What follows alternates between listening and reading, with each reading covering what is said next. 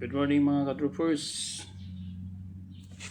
So, pakita natin tong paggamit ng MRN boots. Shoutout sa iyo dyan sa Iligan City nakalimutan ko yung messenger name. Yung taga Suarez dyan. Madali lang siya gamitin.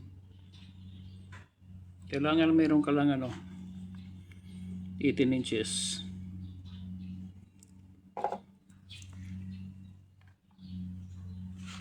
Pag ikaw ay naka MRM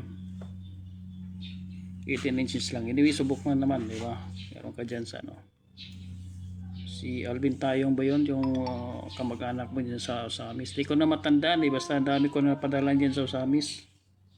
O sa Dapitan, Dipulog, meron dyan, Pagadian, Tubod Baroy, Maranding, diyan sa Sambuang Kasibugay, basta yung lugar na yan, dami ng kalat ng imarim dyan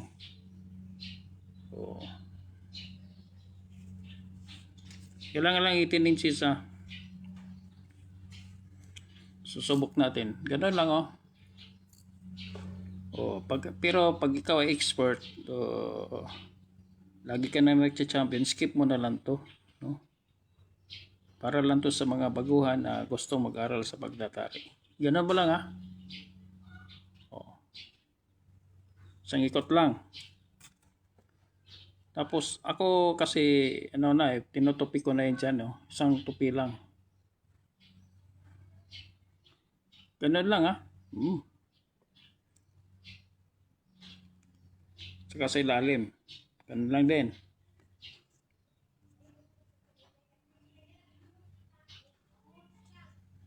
Okay? Ganun lang wala ka lang maraming dyan plus pa lang konti. Bawas sa ka dyan. Walang ka nung kaartihan dyan kasi tatabunan yan ni Marin. Okay? Ganun lang. Shoutout sa iyo. Nakita ko yung kinalkal ko yung Facebook, Bungkawil. Apelido mo ba yun, Bungkawil? Narinig ko na yan ng apelido na yan Bungkawil yan sa Iligan City. Ikaw ba yan? Tapos lalagay mo na si lagyan mo ng dito.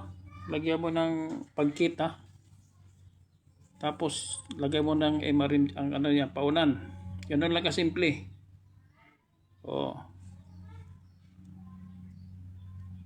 Tapos ganun lang, igitna mo dito ka dumaan sa gitna kasi ang bukan ng tinidor hindi pareho tayo. Pwede mong ma-adjust yan Pag sobrang malaki yung tinidor mo, ganun mo, adjust. Tapos pag may sobra tayo dito, itupi mo, huwag mo nang isapaw dyan huwag kasi balanse na yan Dito mo na itupi sa gilid. Okay? Kasi pag sapawan mo pa yan, dyan, hindi na magaging balanse yung natin, lapat ng tinidor. By the way pala dyan sa Iligan City, doon ako kumukuha ngayon Dudong dyan sa tubod walay lain dyan sa tubod kay Mugtaris, Dudong. Baratar man yung tali dyan, gwapo po quality ang kwan. Kani kayo sila ni gikan. Matindi ang tinidor dito dahil ito ay coil spring dito kasi yung gumamit sila nung una yung luma lang ordinary lang na bakal nabibiyak dito kaya nakakuha sila ng magandang paraan yun ang ginagamit nila ngayon.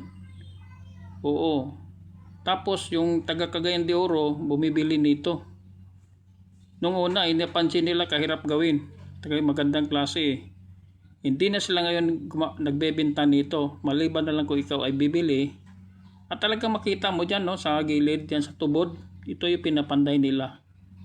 Makikita mo talaga na hindi sila bumibili sa online nito, hindi sila mismo ang gumagawa nito. Yung coil spring ng sasakyan yung sa ilalim ng sabi nga ng katropa natin na nag-usap kami kapo sa tumawag sa atin from California, USA. O, shoutout pala sa iyo, paring Joseph, no? Sabi ron niya, mas matindi yung coil spring ng Mercedes-Benz. Oh, hindi basta-basta, no? Oh, ito, wala na, pudpud na to. Kita mo sa, ano, kadami ng nilaban nito, no? Ito pa naman yung, ano, tarik ko na pamatay talaga noon. Kaya na, ano na siya eh. Pudpud na siya. Makapal to nung una eh. Yung gumawa naman nito, yan din sa tubod. Oh. Bakal naman nito is Comet. Huwag kayong masyadong ano pili lang kayo ng ano, mga proven na bakal, yung ano, Eclipse, pwede rin. Kaya kila kay Dodong dyan, ano sila eh, Eclipse or Comet, yun lang ang material nila. Mas magusto ko rin yung Comet na ano, Germany. So ganun mo. Okay. Meron ka naman no, ngayon subukan, meron akong binigay mga video sa iyo. Sundan mo lang 'yon, no? Nilagay ko sa YouTube kasi pag dito lang sa Messenger sa nakatago lang sa ano, sa gallery mo, katagal lang video na 'yan. Hindi raw gumagana. Kaya ginawa ko, nilagay ko na lang sa YouTube at doon ko nung pinapasa. At least sa YouTube wala ka nang ano doon ha. Sige, yung farm. Good luck din sa ano yun ha, sa ano, preparasyon mo sa October kayo maglaban. Oo. Maganda yun, importante yun no. Sabi sa akin ni Mang Carling Manaluto nung una. By the way, si Mang Carling Manaluto pala makikita mo yun sa ABC 13 nung una. Tarik portion no, sila ni Imoy Gorgonya. Alas 12 yan eh. Ng linggo, hindi ko pinapalagpas yun no. Sabi niya sa akin, Bong, kung mga big time derby, 3 months preparasyon. Pero pagka world slasher ka, kailangan 6 months pinakamababang ano yun, preparasyon. Ganun po katindi pag sumali ka sa world slasher. Well anyway, si Mang Carling, nagtatarig yan kay ano Richard Bates. Kilala nyo ba si Richard Bates, yung Amerikano? Ito na lang yung isa, si ano, regular entry ng world slasher, si Ernest Master, Raymond Belayo, yun yung tinatarian. In fact, yung nag-champion si Dicky Lim, anong year yun? 2005 o 2003 sa world slasher. Tari ni Mang Carling yun ginamit ha. Ang type nun na ginamit niya, secret.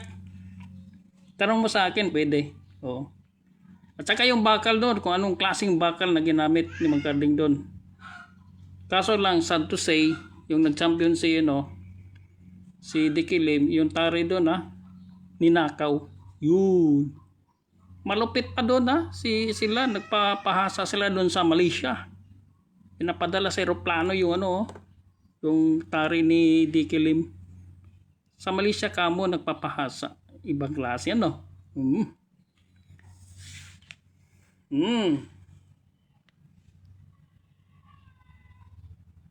Yung maganda yung basta preparasyon lang yung CK Game Farm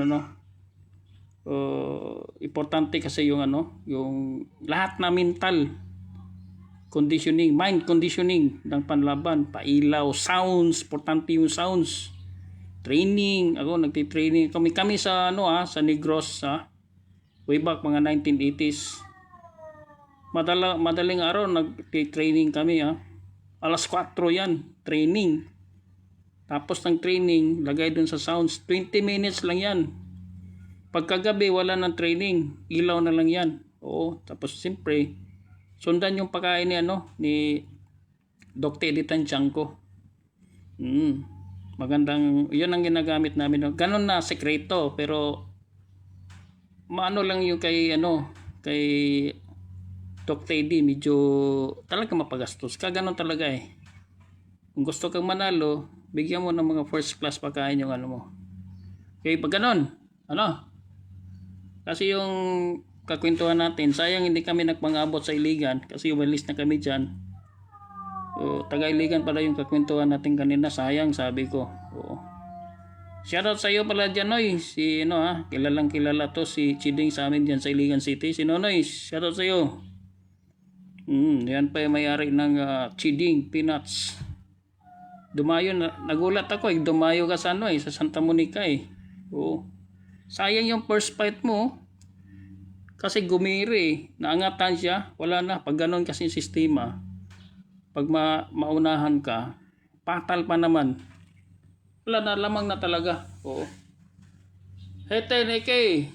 Oo, sa taot. Andro. Kumusta dyan? Mindoro yan. Si Aldo. Si Andro Alboro. Oo. Albo. Andro Albo.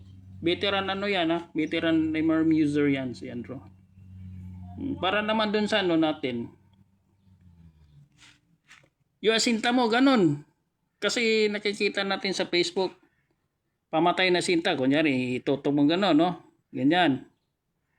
Or sa gilid. Or dito sa kanto, ganyan. Or center as ka. Okay yun.